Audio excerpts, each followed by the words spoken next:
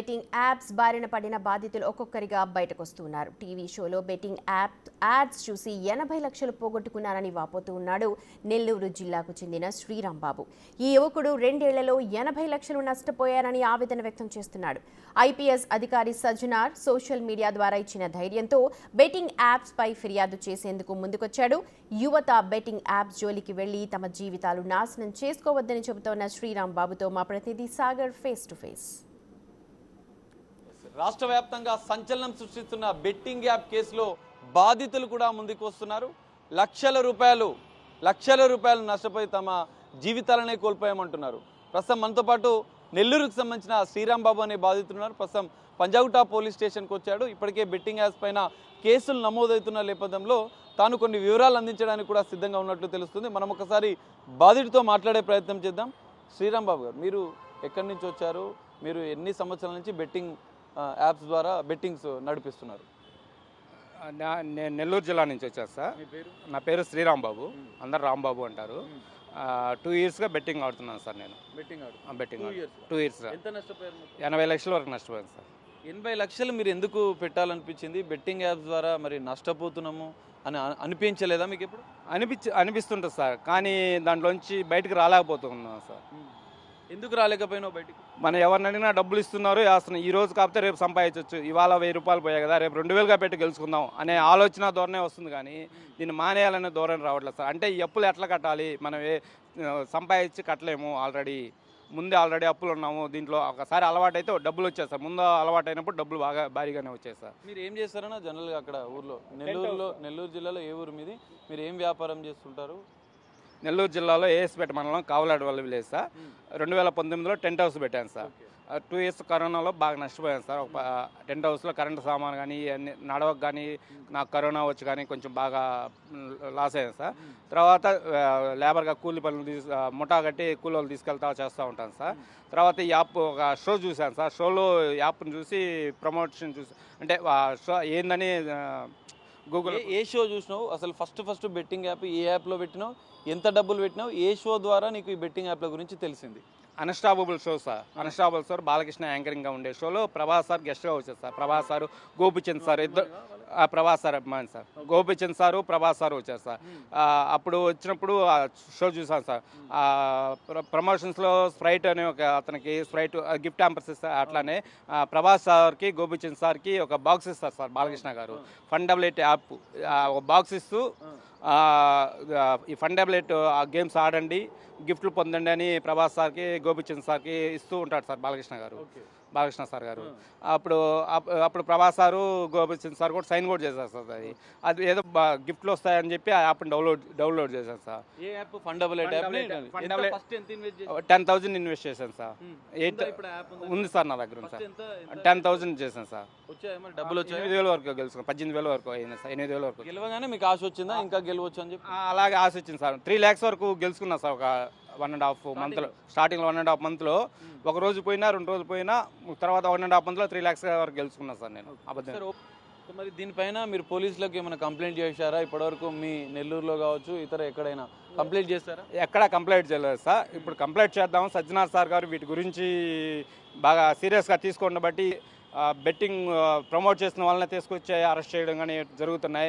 Betting చేసిన వాళ్ళు ఎవరు ముందుకు రాలేదు కదా అని నేను ఈ మధ్య వార్తలు వచ్చి బెట్టింగ్ చేసిన వాళ్ళు ట్రాన్సాక్షన్స్ చూపించారా లేదు అనే రకరకాల ఆరోపణల గురించి తెలుసుకొని, సరే మనం ఎంత నష్టపోయాము. నేను ఇప్పటివరకు పోలీస్ స్టేషన్కి రాంది ఎందుకంటే మనం బెట్టింగ్ చేసామంటే పోలీసు వాళ్ళు మన మీద కేసు పెడతారని ఒక భయం, అపోహతో ఇప్పటి వరకు రాలేదు సార్ నేను. కానీ ఇప్పుడు ఎందుకు వచ్చా అంటే సజ్జనార్ సార్ మంచి వ్యక్తిగా ఉన్నాడు. అతను ఈ బెట్టింగ్ మీద ప్రజలు ఇబ్బంది పడకూడదని అతను పోరాటం చేస్తున్నాడు కాబట్టి అతనికి మనం సార్కి మన బాధలు చెప్పుకుంటే ఏదన్నా సలహా ఇస్తాడని, మనం ఏదన్నా ఒక న్యాయం చేస్తాడని ఆ సార్ చెప్పుకుందామని వచ్చారు సార్ పంజాగుట్ట పిఎస్కి. మీరు ఇప్పటికే నష్టపోయారు ఒక బాధితుడు బెట్టింగ్ యాప్ ద్వారా. మరి నెక్స్ట్ యువతకి ఏం చెప్తారు? బెట్టింగ్ యాప్ ద్వారా ఇప్పటికే వేలాది మంది, లక్షలాది మంది యువత తమ జీవితాలను నష్టపోతున్నారు. మీరు ఆల్రెడీ బాధితుగా ఉన్నారు, వాళ్ళకి ఏమని చెప్తారు మీరు? ఎవరు ఆడొద్దనే చెప్తాం కానీ సార్, మనం ఆడొద్దని చెప్పినా ఈ యూట్యూబ్లో మన ప్రతి ఒక్కరు ఇప్పుడు మొబైల్ చూస్తున్నారు సార్, ఇన్స్టాగ్రామ్ చూస్తున్నారు, యూట్యూబ్ చూస్తున్నారు. మనం యూట్యూబ్ చూసిన వెంటనే ఏదైనా చూడాలంటే ముందు ఆన్ చేసిన వెంటనే ఒక యాడ్స్ వస్తూ ఉంటుంది సార్. ప్రతి ఒక్క యాడ్ ఇదే సార్ దీనికి సంబంధించి. ముందు యూట్యూబ్ దాని మీద ఒక నోటిఫికేషన్ వచ్చేస్తారు సార్. వీటిని అరికట్టగలిగితే యువత చెడిపోకుండా ఉంటారు సార్. ముందు ఆడకుండా ఉండాలంటే ఇవి యూట్యూబ్లో కానీ, ఇన్స్టాగ్రామ్లో కానీ, ఫేస్బుక్లో కానీ ఈ యాడ్స్ రానికుండా చేయగలగాలని నేను అనుకుంటున్నాను సార్. ఈ బెట్టింగ్ యాప్స్ అనేది వాళ్ళు రియల్గా అయితే బెట్టింగ్ యాప్ వాళ్ళు ఓడిపోతారు సార్. ఇప్పుడు ఇంతమంది చనిపోయారన్నారు కదా, వీళ్ళంతా అమాయకులై చనిపోలేదు సార్. దాంట్లో వాళ్ళు మోసం చేస్తే చనిపోయారు సార్. వాళ్ళు మోసమేనా మరి బెట్టింగ్ యాప్స్ అన్ని కూడా మోసమేనా? భయంకరమైన మోసాలు సార్ అవి. భయంకరమైన మోసాలు మనల్ని ఎట్లా మోసం చేస్తాడంటే మనం ఆపలేము. ఆపడానికి మధ్యలో కూడా డబ్బులు ఇస్తాడు. మనము ఇవాళ 20,000 వేసి పోయానుకో, మరుసటి రోజు ఆడామనుకో, మరుసటి రోజు మనకి అతను 20,000 తీసుకున్నాక 10,000 ఇస్తాడు మనకి. అట్లా చేస్తున్నారు సార్ వాళ్ళు. పూర్తిగా మనల్ని మానకుండా ఒక 4 రోజులు వరుస కాబట్టి ఇంకా పోవం కదా సార్. కానీ 4 రోజులు అట్లా కాకుండా 4 రోజులు పోతే 5వ రోజు వరకు మనకు డబ్బులు ఇస్తాడు సార్. మనకు 5వ రోజు వరకు మనకు డబ్బులు ఇస్తుంటారు వాళ్ళు. అది అట్లా మనల్ని అట్రాక్ట్ చేస్తూ ఉంటారు సార్. మనల్ని చావనీయకుండా బతకనీయకుండా అన్నట్టు చేస్తూ ఉంటారు సార్ వాళ్ళు. మరి హీరోయిన్స్ కానీ కొంతమంది సెలబ్రిటీలు అంతా కూడా ప్రమోట్ చేస్తున్నారు యూట్యూబ్లలో కావచ్చు, ఇన్స్టాగ్రామ్లో, సోషల్ మీడియా. వీళ్ళందరిపైన కేసులు నమోదైనాయి. వాళ్ళపైన ఎలాంటి చర్యలు తీసుకోవాలంటారు బాధితుడిగా మీరు? బాధితుడిగా సార్ వాళ్ళు ఆ ప్రమోట్ చేసేటప్పుడు ఒకటి ఆలోచించి ఉండాల్సిన వాళ్ళు. ఇవి ప్రమోట్ చేస్తున్నాము, ఇటు వల్ల ప్రజలకు ఏమైనా మేలు జరిగిందా లేదని ఆలోచించకుండా చేసిన మొట్టమొదటి తప్పు సార్ వాళ్ళు. మన ప్రజలకు అభిమానులు, ప్రజలే మనకు అభిమానులు అనుకొని వాళ్ళు ఉన్నారు సార్. మన ప్రజలు అభిమానించబట్టే వాళ్ళు ఒక స్టేజ్లో ఉన్నారు సార్. వాళ్ళు ప్రమోట్ చేస్తూ మన మీద రుద్దేటప్పుడు వాళ్ళు ఆలోచించుకోవాల్సింది సార్. ఇది ప్రమోట్ చేస్తున్నాం, ప్రజల్లోకి వెళ్తుంది, ప్రజల్లోకి వెళ్ళినప్పుడు అది అది అది ఎంతవరకు కరెక్టు, అది మంచిదా కాదా అని తెలియకుండా, తెలిసినా కానీ చేస్తుంటారు సార్ వీళ్ళు. సినీ సెలబ్రిటీలు తెలిసి కూడా చేస్తుంటారు సార్. తెలియకుండా డబ్బులు ఆస్తూ ఒక యాడ్కి 1,00,000 2 లక్షలు అంటున్నారు సార్. ఇప్పుడు ఎవరన్నా ఒక సెలబ్రిటీ ఒక స్టార్ట్ చేస్తే ఇన్ని లక్షలు ఇస్తారు సార్, కోట్లు కూడా ఇస్తుంటారు సార్. ఒక యాడ్ చేస్తే ఎన్నో కోట్లు ఇస్తుంటారు సార్. ఈ విధంగా అన్ని యాడ్లకి ఇప్పుడు ఈ షో, ఇప్పుడు కొన్ని ఛానల్స్ ఉన్నాయి, ఆహా స్ట్రీమింగ్ షో ఉంది సార్. ఆహా స్ట్రీమింగ్ షోలో విన్9జో అనే యాప్ ఒకటి వస్తుంది చూడండి సార్. విన్9జో అది బెట్టింగ్ యాప్. అది వాళ్ళకి తెలిసి కూడా ఎందుకు ఇస్తున్నారు? ఆహా స్ట్రీమింగ్ లో సెలబ్రిటీలు, హీరోయిన్ల మీద చర్యలు తీసుకోవాలి, అరెస్ట్ చేయాలని చెప్పి నెటిజన్లు కోరుతున్నారు. మీరేం చెప్తారు? వాళ్ళకి చేసిన తప్పుకి సరైన శిక్ష ఇవ్వాల్సిందిగా పోలీసు వారిని అడుగుతున్నాను సార్. ఇటువంటివి యాడ్స్ రాకుండా నిరోధించమని కోరుతున్నాను సార్. ఇది పరిస్థితి. మనం చూస్తున్నాం, బాధితుడు ఒక టాప్ హీరో అభిమానిగా ఉండి ఒక షో చూస్తూ ఈ బెట్టింగ్ యాప్స్ ద్వారా ఆ యాప్ని డౌన్లోడ్ చేసి అందులో పెట్టుబడులు పెట్టడం, దానికి బానిసైపోయి దాదాపు 80 లక్షల రూపాయలు 2 సంవత్సరాల్లో కోల్పోయాను, నష్టపోయానంటూ ఆ బాధితుడు చెప్తున్న పరిస్థితి. యువత ఇకనైనా జాగ్రత్తగా ఉండాలి, మీ జీవితాలను నాశనం చేసుకోవద్దు.